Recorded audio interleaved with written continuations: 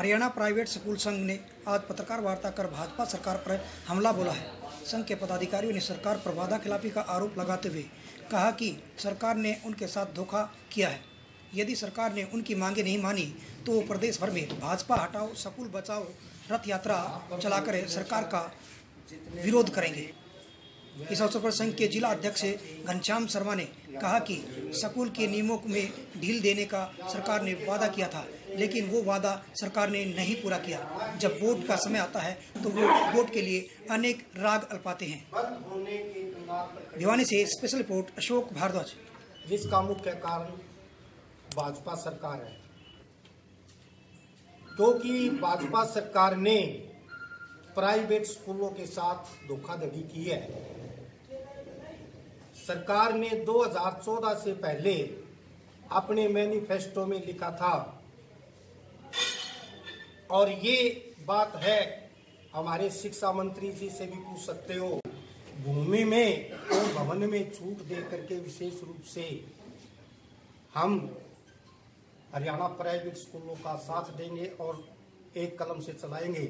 लेकिन ठीक इसके विपरीत आज हरियाणा सरकार जो है प्राइवेट स्कूलों के विरुद्ध खड़ी हुई है और अपने जो मैनिफेस्टो से मुकर रही है। यदि सरकार चाहती तो ये प्राइवेट स्कूल चल सकते थे। सरकार से मांग है कि भी सरकार नियमों में छूट करके यदि सरकार चाहती तो एक एफिडेविट जो है माननीय हाई कोर्ट में दे सकती है। नियम भूमि में, क्योंकि और शर्त तो पूरी हो सकती है, लेकिन भूमि एक ऐसी चीज है जो रबड़ की तरह निबट सकती। मेन समस्या भूमि की है। यदि भूमि के अंदर विशेष रूप से छूट की जाए तो ये सभी प्राइवेट स्कूल जो है चल सकते हैं। भूमि में किस प्रकार के अंदर हम छूट मांग रहे हैं 30% कम से कम। यदि भूमि के अंदर 30 या 40% स्कूल यदि छूट हो जाए तो सभी स्कूल चल सकते हैं लगभग हरियाणा के। नहीं, हमारी डिमांड तो दो है। यदि सरकार ने एक जो अपेंडिक्स जो दे रखा है, अपेंडिक्स 1 में दे रखा है कि RTE का तहत एक कमरा एक क्लास का हिसाब से है, जो है पहली से 8वीं तक मान्यता मिल सकती है, क्योंकि उस नियम के अंदर लिख रखा है। एक तरफ तो शिक्षा के क्षेत्र में RTE लगाती है, दूसरी साइड में मतलब जो है छूट भी नहीं देती सरकार। कम से कम 10,000 स्कूल है हरियाणा में। अगर ये छूट नहीं मिलती तो क्या परेशानी आएगी? यदि ये छूट नहीं मिलती तो ये बंद होने के कगार पर चले जाएंगे, जिससे एक बड़ी मात्रा में बेरोजगारी बढ़ेगी और जो बच्चे हैं अच्छी शिक्षा से वंचित हो जाएंगे। तो ऐसे में सरकार ये काम नहीं उठाती है।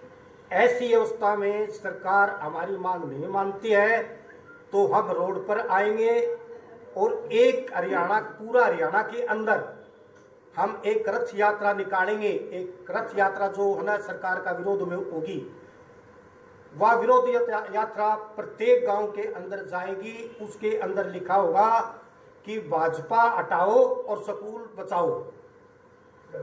प्रत्येक मतलब जो है वो रथ यात्रा का काम होगा। हम जल्दी ही, यदि सरकार ने हमारी मांगे पूरी नहीं की तो हम जल्दी से जल्दी फिर ये कार्य करने पर मजबूर हो जाएंगे। कुछ एस्टिमेट नहीं, सरकार के अंदर माननीय हाई कोर्ट के अंदर जो है इन्होंने नोटिस तो दे दिया, 1 तारीख को भी नोटिस दे दिया इन्होंने कि भी स्टेट्स मांग ली है।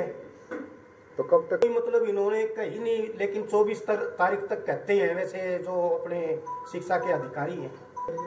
नहीं, इसके जल्दी कर देंगे, डेट अभी रख देंगे हम, 5-6 दिन के अंदर रख देंगे पदाधिकारी की। हम तो आंदोलन के इसकी के नाम रथ यात्रा की जल्दी करेंगे।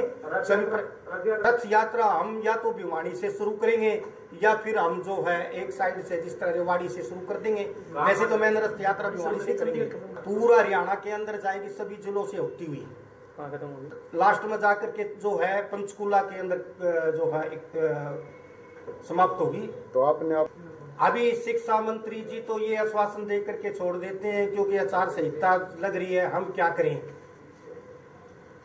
और शिक्षा अधिकारी ये कहते हैं हम क्या करें जी, सरकार पर जाओ। सरकार कहती है कि भाई कोर्ट में जाओ, कोर्ट ये कहती है नियमानुसार चलाओ। स्कूल है, सभी मतलब साथी एकजुट होकर के रथ यात्रा निकालेंगे। क्यों नहीं निकालेंगे?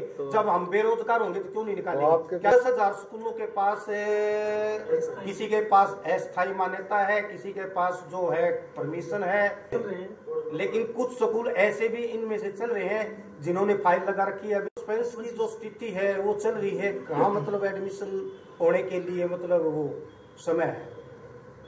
सभी साथी परेशान है, कर ही नहीं रहा। एडमिशन तो हो रहे हैं ना स्कूलों में? नहीं, स्कूलों के कितने स्कूल हैं ऐसे? हरियाणा में 10,000 बताइए आपने, तो हरियाणा में भिवानी में कितने? भिवानी के अंदर कम से कम 600 संख्या है इनकी। इनके अंदर कम से कम यदि ये स्कूल बंद होते हैं तो कम से कम बेरोजगारों की संख्या कम से कम 1.5 लाख हो जाएगी। और इनमें कितने बच्चे? लगभग बच्चों की संख्या 15 लाख के करीब जाती है। यदि सारी संख्या लगाओ तो 15 लाख के करीब हो जाती है बच्चों की।